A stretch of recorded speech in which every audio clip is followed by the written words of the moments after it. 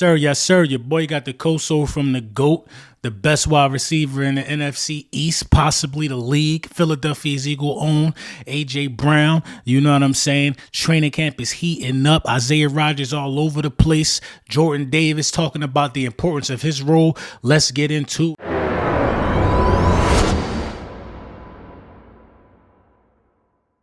it. So, yo, man, last night I was in the studio, man, for mad long, you know what I mean, getting ready for this upcoming project, you know what I mean. I put some good work in, so I decided to put out a snippet this morning, you know what I mean. It's on Twitter, you could check it out at @Lil_Brunson, @Lil_Brunson on IG is up there, you know what I mean. AJ, so this is how I guess the hook for the song came about, or the idea for the song came about. So, you know, AJ put out a tweet a long time ago, well, a couple months ago, saying, you know, a broken crayon still colors, keep going, and I just took that as motivation, man. So, the song is called A Broken Crayon Still Colors. It's going to be coming out within the next 2 weeks. You know what I mean? But I put out a snippet of the track. I tagged AJ. AJ responded first thing in the morning.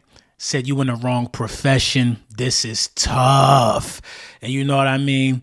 Definitely put, you know, all his fans and all his supporters on notice that there's some talent coming out of Philly, no matter whatever we doing. And that's why I rock with AJ for real, man. You know, we all know the talent that he is on the football field, but, you know, AJ came in before he even took a meaningful snap and said, give me a hurt season's hat.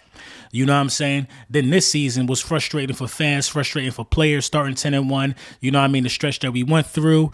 I go on Twitter and I say the buddy ball thing. Me and AJ, he ain't like that. You know what I'm saying? But, you know, that just shows how men can have whatever situation they can have. You know what I'm saying? And then at the end of the day, be able to separate, you know what I mean, criticism from just pure talent. You know what I mean? Because even if I did say the buddy ball thing, I'm never going to tell you that AJ ain't dope at what he do.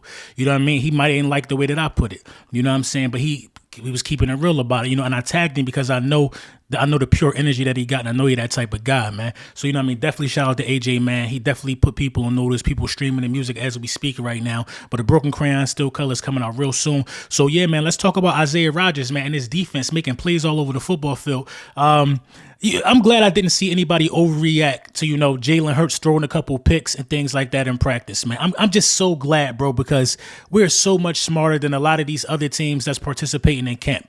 We're just smarter than that, man. We you know, Philadelphia Eagles, you know, I think we understand football way different than Cowboys fans, Giants fans, and Commanders fans. And I'm standing on that, bro. I think we are really, really cerebral and intelligent fan base.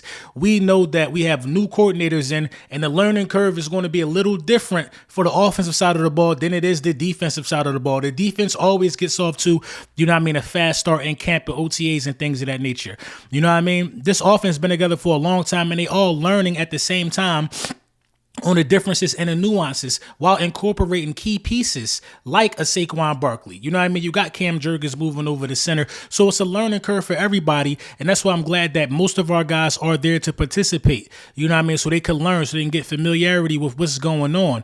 So, you know, I'm not concerned with the interceptions being thrown. I'm happy for the defensive side of the ball. You got guys like Cooper DeJean making plays. Isiah Rodgers is basically saying, I'm going to make this roster. I'm happy for things like that. You know what I mean? John Ross, you know what I mean, finding his love for football again, looking real good and crispy running routes as well. I might add, I'm happy for stuff like that. You know, I'm happy for Jordan Davis saying nobody's coming to save us. Nobody's coming to save us. And he's right.